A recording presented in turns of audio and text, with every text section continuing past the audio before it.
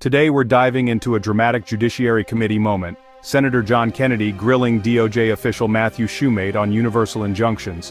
What are universal injunctions, and why are they so controversial in modern politics?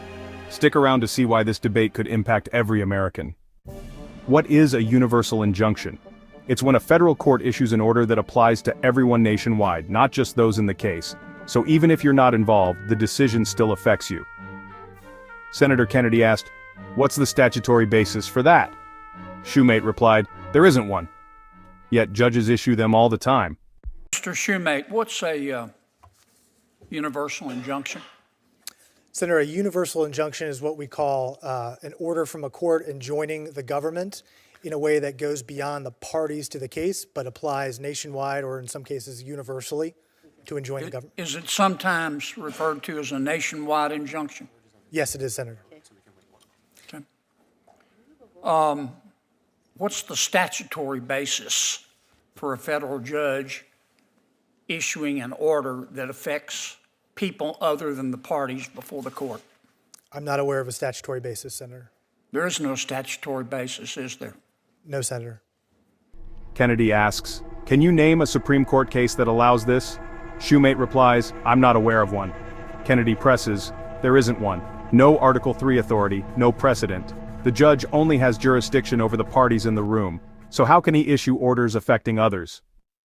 Senator Kennedy drops a key point. If you want to affect people outside the courtroom, file a class action.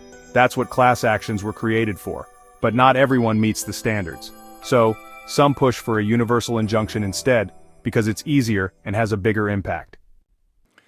What's the United States Supreme Court opinion which interprets the Constitution in a way that allows a federal district court judge to do this? Can you name me that case? I'm not aware of one, Senator. There isn't one, is there? I'm not aware of one, Senator. Now, explain to me how this works. You have a plaintiff and you have a defendant, and the plaintiff files a lawsuit and goes in front of a federal judge. Federal judge has certain jurisdiction in personam and subject matter over the parties, the people, the plaintiff and the defendant. They're the only two people in court. How can a judge, a federal judge, issue an order that affects everybody else other than those in front of him or her? How is that possible? It shouldn't be possible, Senator, but district courts do it all the time. I think on the theory that the courts need to enjoin a federal policy from going into effect, and they often will enjoin it as nationwide, so all non-parties are protected by that injunction. I thought that if you wanted to affect parties who aren't in court, you had to file a class action. That's correct, Senator. So why don't the federal judges, instead of issuing a universal injunction with no legal basis, tell the plaintiff, look, you got to go file a class action if you want to impact parties who aren't subject to my court? Kennedy points out a major flaw: forum shopping. Plaintiffs seek out favorable courts to game the system. One judge can issue a nationwide order. Senator, the Department of Justice makes that argument all the time in our briefs. I think in many cases class actions would be inappropriate. They wouldn't, the plaintiffs couldn't satisfy Rule 23 to establish a class. So they couldn't? Correct. So they prefer to ask for a universal injunction? Yes. Okay. Does this encourage forum shopping? Yes, Senator. Not only does it encourage forum shopping, but also district shopping and filing multiple strategic lawsuits to find one judge that will enjoin a single policy nationwide.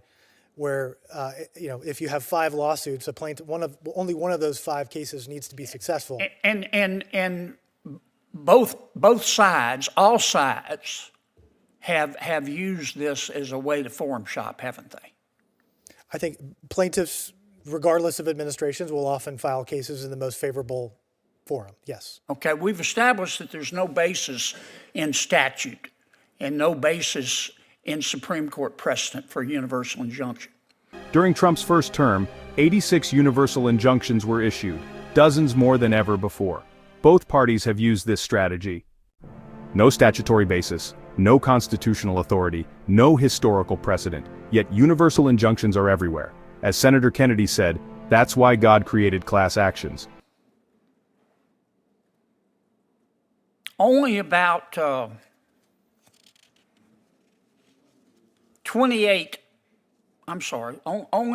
27 universal injunctions were issued in the 20th century. Does that sound about right? That sounds about right, Senator. But 86 of them were issued against President Trump in his first term. Is that correct? I don't know the specific number, but they were a high number. And so far in President Trump's second term, 30 universal injunctions have been issued against him, have they not? Senator, I don't have a specific number, but that sounds about right. The universal injunction has become a weapon against the Trump administration, has it not? Yes. And tell me again in my last 10 seconds, tell me the basis for universal injunction in Article 3.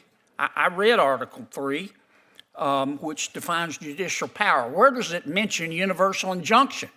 It does not, Senator. It says courts are to decide the case or controversy before them, which is based on the parties to the case. So the Congress could act and say, look, federal judges, you render a decision to a plaintiff or a defendant, but you can't impact people outside of your courtroom other than through a class action. That's why God created class actions, isn't it? Yes, Senator. Thank you, Mr. Chairman. Should Congress rein in the judges? Let me know your thoughts and don't forget to subscribe and like. Thanks for watching.